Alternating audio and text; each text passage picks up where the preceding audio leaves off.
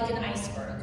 What you all see, if you don't stutter, is the repetitions and the blocks. You see us trying to get out a word, but underneath the water surface is the rest of the story. Those are the feelings that are oftentimes associated with stuttering. And these are the things that Joseph Sheehan focused in on. And they included denial, shame, anxiety, guilt, fear, hopelessness, and isolation. I have felt all of these things about my stutter. I was afraid to insert myself into conversations. I felt guilty about inserting myself into conversations that the focus would be on my stutter and how long things took to get my ideas out. I was isolated.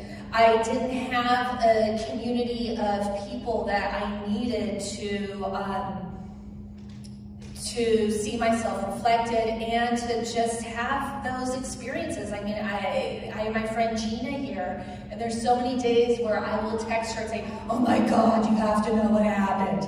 And to have that experience is so important. Then guilt, fear, hopelessness. There was that hopelessness that I would never do comedy, even though it was something that I loved.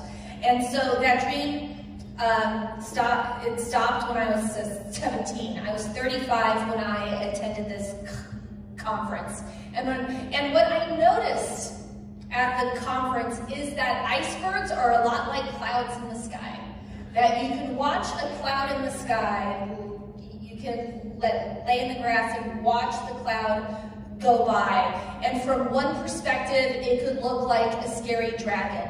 But as it moves past, it could change and look like a cute bunny rabbit. It's the same cloud.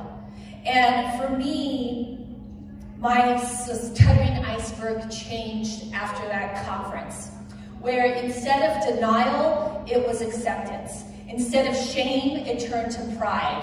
And having stuttering pride, like, what does that mean? It means that you authentically stutter, that you stutter and not have to hide, that you stutter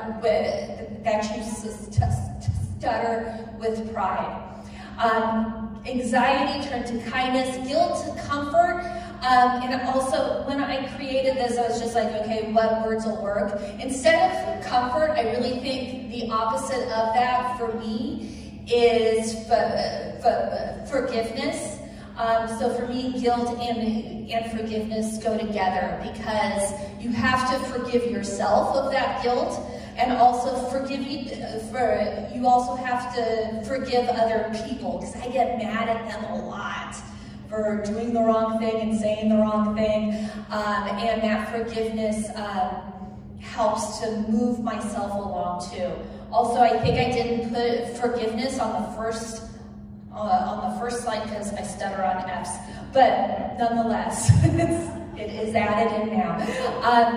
Fear turned to courage, hopelessness into hope, and most of all, isolation into community. After I attended that first conference, I had a new iceberg. It's not that I had less of an iceberg, I stuttered just as much as I did before and after, sometimes even more. This is like, my stuttering always goes up during a conference, because you can really lean into your stutter. You can really let your stutter go and be free, and I hope that is something that today you can really celebrate your stutter and know at a conference, you know what it feels like to stutter in a safe place. And I hope you can bring some of that stuttering back with you to wherever you go afterwards.